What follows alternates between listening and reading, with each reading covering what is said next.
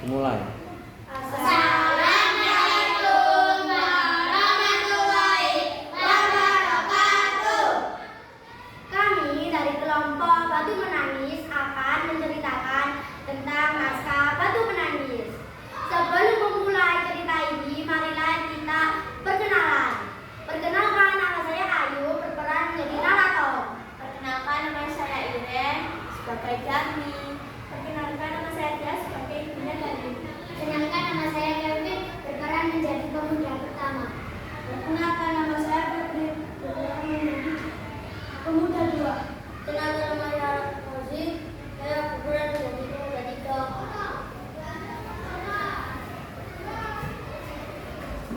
Naskah drama legenda Batu Menangis. Di sebuah bukit yang jauh dari kota di daerah Kalimantan, hiduplah seorang janda miskin dan seorang anak. Anak gadisnya itu bernama Darmi. Dia sangat cantik jelita. Namun sayang, ia mempunyai perilaku yang buruk. Gadis itu pemalas, tak pernah membantu ibunya melakukan pekerjaan rumah. Kerjanya hanya bersolek tiap hari. Segala permintaannya harus dituruti. Setiap kali ia meminta sesuatu kepada ibunya harus dikabulkan tanpa memperdulikan keadaan ibunya yang miskin. Setiap hari harus memetik pulang mencari sesuap nasi.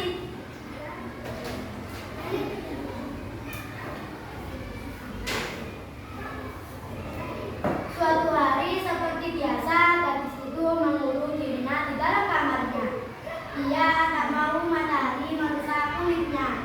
Ia enggan debu mengotorinya. Darmi berkata, Ibu, bukankah berulang kali aku bilang kalau setiap aku bangun di luar kamar ini hingga rapi, menyediakan turun air hangat dan membuat minuman sari buang buku. kamu itu tidak bosan nak, kamu bisa melakukannya sendiri. Bukankah kamu lebih sibuk? Sang ibu hanya mengelus kata. Hatinya gelisah kesibukan yang mencaci dirinya. Hal itulah yang selalu dilakukan putrinya yang pemalas itu. Matahari mulai memancarkan sinarnya. Sang ibu mulai bersiap-siap untuk berangkat ke sawah untuk bekerja. Ia tidak lupa mengajak Darmi untuk membantu di sawah. Ibu berkata, Darmi, ayo bantu ibu bekerja di sawah. Gak mau, Bu. Nanti kalau aku melihat buku kotor gimana? Kamu udah kasihan dengan ibu, nak. Aku lagi jalan. akhirnya sang ibu pergi di sawah sendirian. Setelah ibu pulang, Darmi langsung menghampirinya. Ibu pulang. Bu, mana uangnya? Nah, ini dia ketemu. Tidak aku habis, Bu. Kan mau beli yang baru.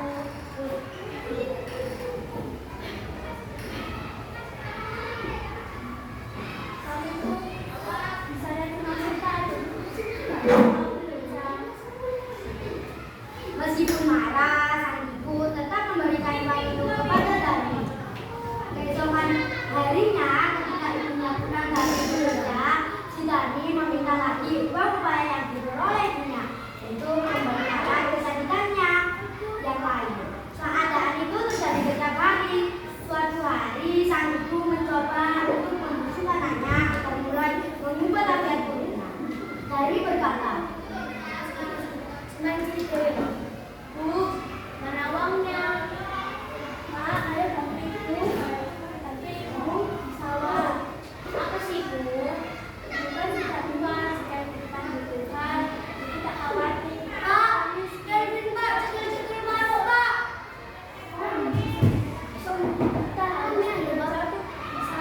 Makan nasi. Siapa suruh jadi orang miskin? Nanti sudah aku sudah pernah minta kamu menjadi ibu.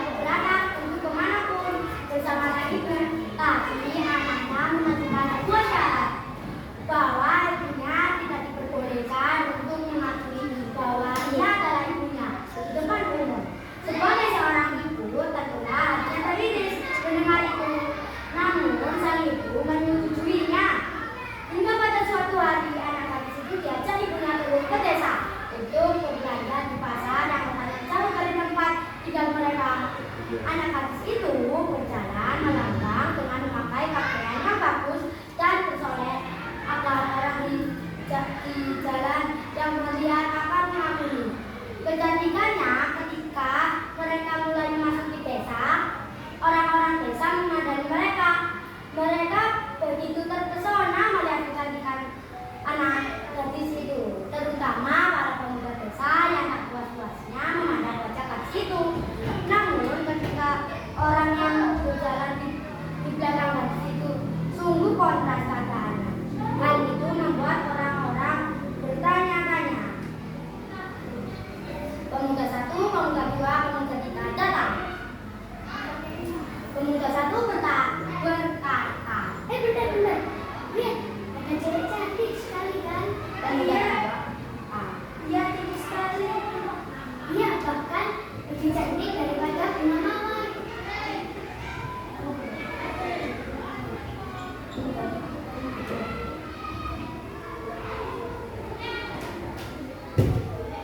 Iya, cantik sekali. Yang di kamarnya itu siapa ya? Siapa?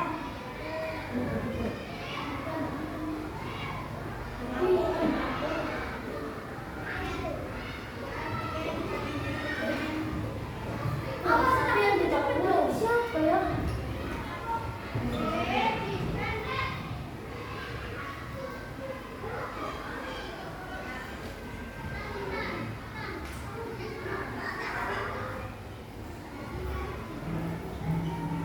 Apa kalian mau mengenal dia? pemuda dua dan tiga.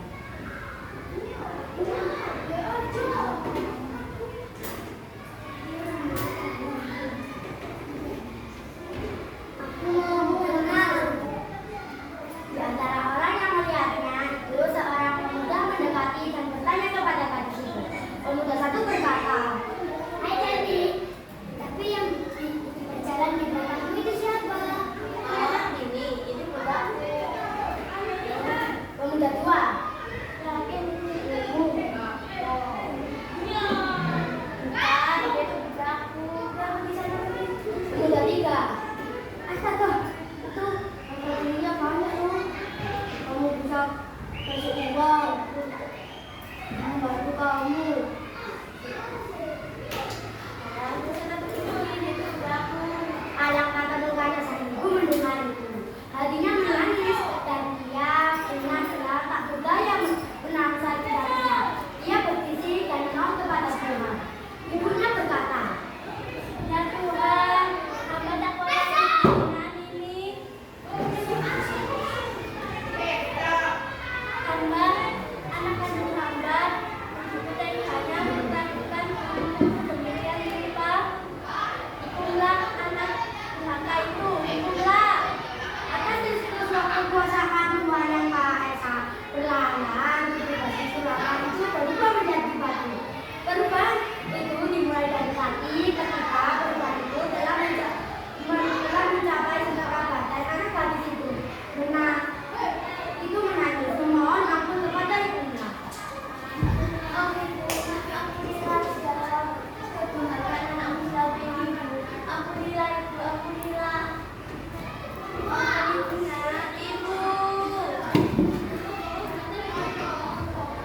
Anak gadis itu terus meratap dan menangis memohon kepada ibunya. Akan tetapi semuanya dengan terlambat. Seluruh tubuh gadis itu akhirnya berubah menjadi batu. Sekalipun menjadi batu, namun orang dapat melihat bahwa kedua matanya masih menitikkan air mata, seperti sedang menangis. Oleh karena itu,